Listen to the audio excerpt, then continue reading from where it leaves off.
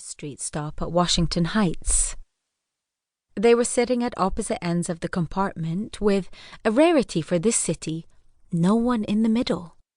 It was quite late at night, and David was returning home from a jam session with similarly musically inclined friends at a club near Yeshiva University.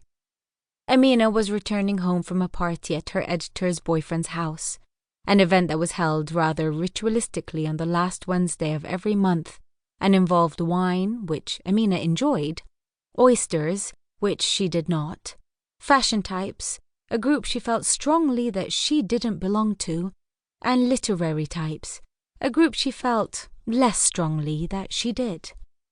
But, of course, David and Ameena didn't know all this about each other. In fact, they didn't know anything about each other. Come to think of it, they hadn't so much as noticed each other because they were both engrossed, heads down, eyes lowered, in their respective books, rendering the very act of noticing a logistical improbability. At about this time, the door from the adjoining compartment on David's end opened, and a youngish Caucasian male wearing grey sweatpants and a matching grey hoodie that obstructed most of his face, possibly by design, but possibly not, entered the space where David and Ameena sat. He stood almost exactly halfway between them, staring at the floor for a while, then turned his head in Ameena's direction and spoke in a low, gravelly voice. "Hello, beautiful," he said. "Where are you from?" Ameena started in her seat and looked up from her book. But then, out of experience or inexperience, it could have been either, looked back down and chose to ignore him.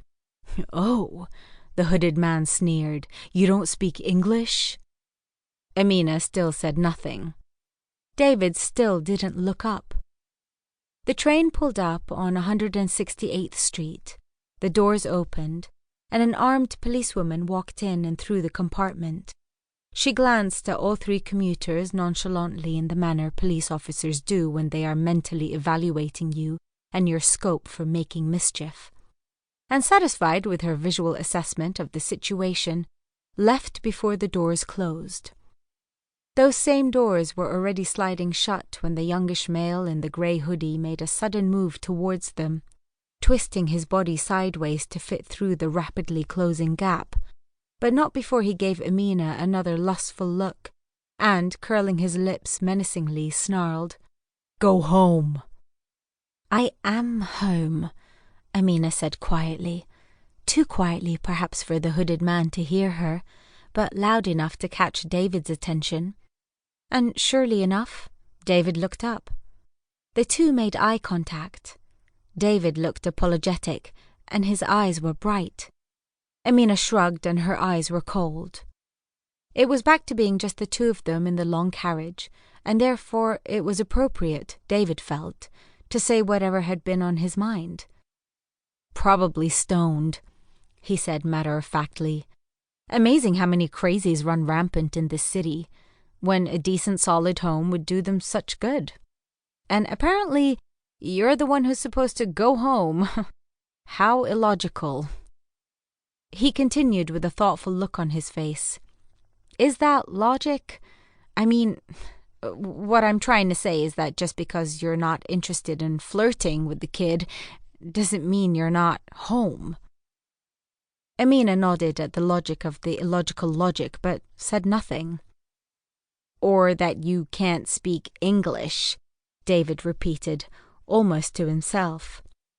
"I suppose not," Ameena replied in her perfectly English English, but chose not to elaborate further.